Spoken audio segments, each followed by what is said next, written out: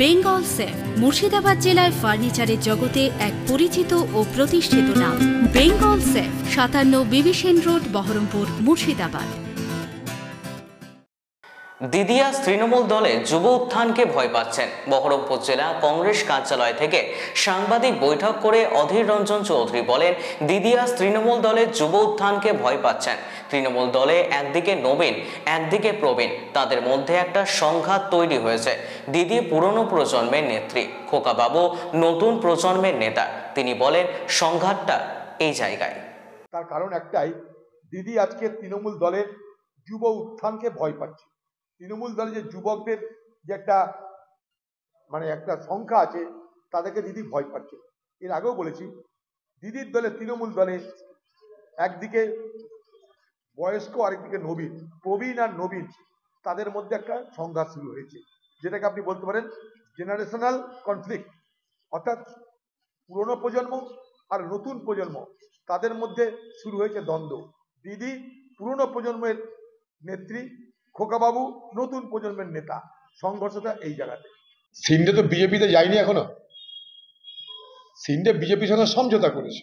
আর একটা বোঝার চেষ্টা করো, সিন্ডে কিন্তু বিজেপিতে যায়নি, বিজেপির সঙ্গে সমঝোতা করেছে। খালি একটা কথা বলুক না যে বাংলার মুখ্যমন্ত্রী মমতা ব্যানার্জির প্রত্যেকটা পদক্ষেপকে আমি সমর্থন করি, একথা কিন্তু বলছে না। বাংলার মুখ্যমন্ত্রীর প্রত্যেকটা সিদ্ধান্তকে আমি পূর্ণ সমর্থন করি, একথা কিন্তু বলছে না। আমার কেন প্রয়োজন হয়েছিল সেবাশ্রয় খোলার আরজিকর কাণ্ডের পর, তার পিছনে কারণ কি, সে কথা কেউ বলছে না।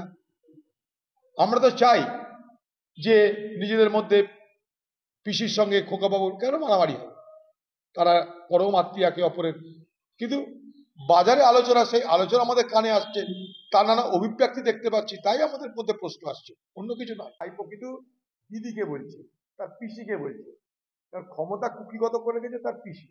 একটা যুবক ছেলে, তাকে বলা হলে তুমি যুবক, সেই যুবককে দেখিয়ে পশ্চিমবঙ্গে যুবকদের কাছে বার্তা দেওয়া হলো, দেখো কংগ্রেস দলে যুবকদের, এই তৃণমূল দলে যুবকদের কত গুরুত্ব দেওয়া হয়।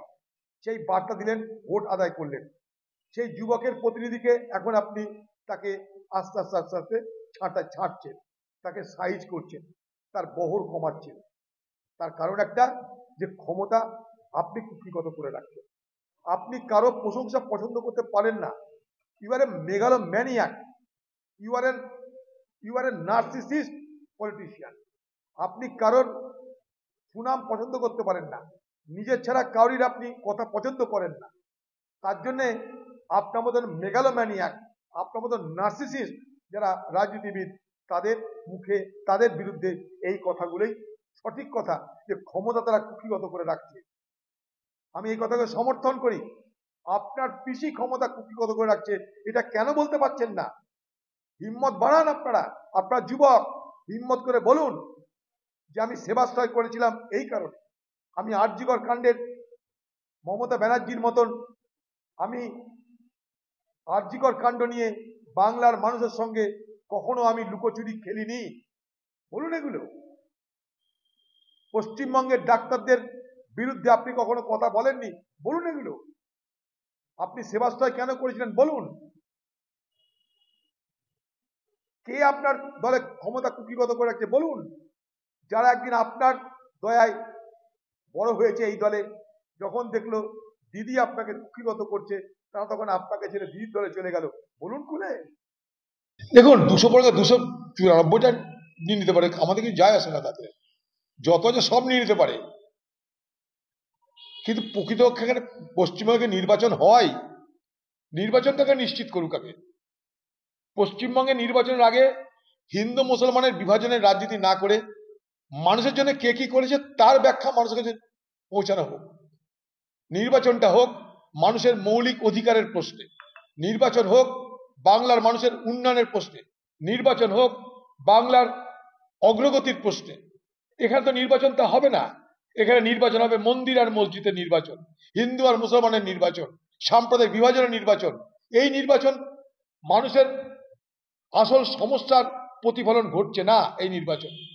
তাই স্বাভাবিকভাবেই নির্বাচনের যে মূল আদর্শ, সেই আদর্শ থেকে ক্রমশ বাংলার নির্বাচন হারিয়ে যাচ্ছে। বেঙ্গল সেফ মুর্শিদাবাদ জেলায় ফার্নিচারের জগতে এক পরিচিত ও প্রতিষ্ঠিত নাম। Bengal safe 57 Bibhishan road, Baharampur, Murshidabad.